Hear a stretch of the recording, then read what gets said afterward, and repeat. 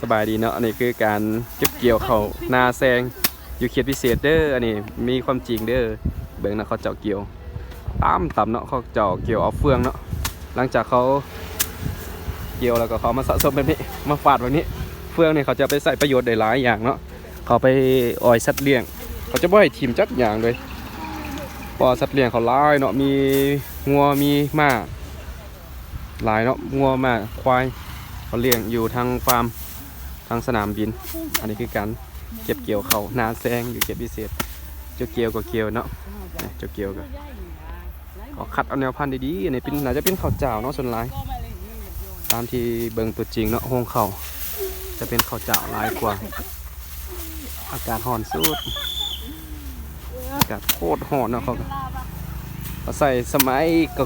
เนาะเขาใส่ไม้หินฝาบสื่อๆฐานผสมฝาบสมัยหินแล้วก็รีดเอาเข่าเฮ็ดเอาสู้ๆบ่คือเคยจิ้วเนาะบรรยากาศฝาดเข่าคือเขตพิเศษเนาะส่วนหลายเป็นแต่แรงงานพม่าหมดเนาะส่วนหลายนะคนลาวบ่ได้มาเฮ็ดเลยเนาะแบบเฮ็ดเวียกแบบนี้นะคนลาวนี่ค่าของชีพก็ส่งถูกอันนี้จะเป็นเขาคัดคะแนนพัน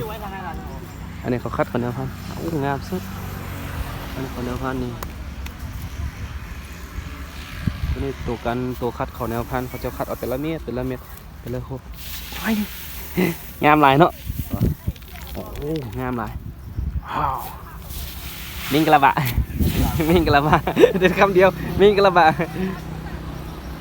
เป็นสาวเกี่ยวเขาเนาะสาวพม่าเกี่ยวเขาตายสบายดีเด้อ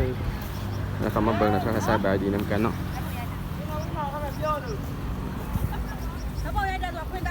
เกี่ยวเขาสวยเขาไปวางมาเกี่ยวเขานะสวยเด้ออันนี้เขาจะคัดเป็นห่วงเลยเนาะขออนุญาตเด้อมิงกะลาบะมิงกะลาบะเขาจะเก็บเกี่ยวคัดเอาแต่ละเม็ดอันนี้แปลงแนวพันธุ์เนาะเขาเป็นข้าวเจ้าเนาะส่วนน้อยเขาเม็ดน้อยเนาะข้าวเจ้าโอ้โถงความกว้างเนาะโอ้อันนี้กำลังปลูกใหม่เนาะหลังจากเขาจะเห็ดเป็นสูตรเนาะแล้วสูตรหนึ่งแล้วก็ปลูกใหม่อีกสูตรหนึ่งเพราะว่าเขาเอาแนวพันธุ์เก่านี่มาเห็ดเรื่อยๆเขาใส่เครื่องจักรส่วนไรเขาใส่เครื่องจักรเนาะในการเห็ดนานี่แต่เก็บเกี่ยวเขาใส่คนการตกจะสูญเสียหน่อยที่สุดเนาะใส่คนเก็บเกี่ยวนี่เขาเก็บพอเตนละห่วงอันนี้เราจะเป็นเปลงแนวพันธุ์เนาะมันเก็บแบบนี้เราจะเป็นเขาเก็บแนวพันธุ์เอาไว้ใส่แนวพันธุ์ต่อไปว้าวเก่งอีลีแดดห้องสู่แดดสู่ฝนเขาก็สู่ส้นสุดเม็ดหน่อยสุดบรรยากาศแดดห้อนสบายดี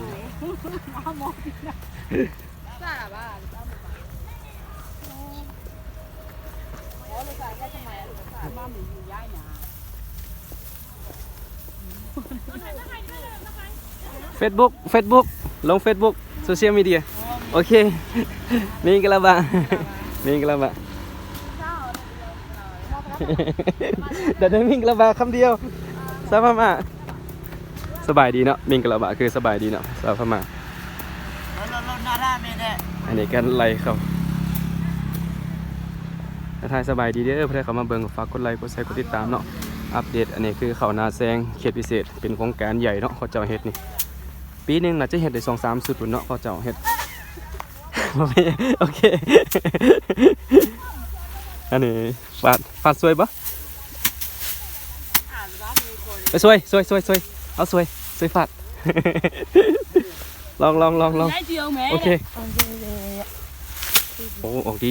โอ้ออกหล่นดีเนาะหมดเลยฟาด2-3 เถื่อเปื่อยดีสุด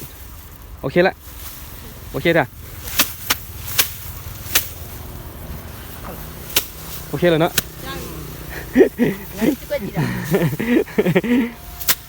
เปื่อยนะเขาสบายดีเด้อไม่ได้ขับมาเบิ่งกับอันนี้เก็บเกี่ยวข้าวนาแสง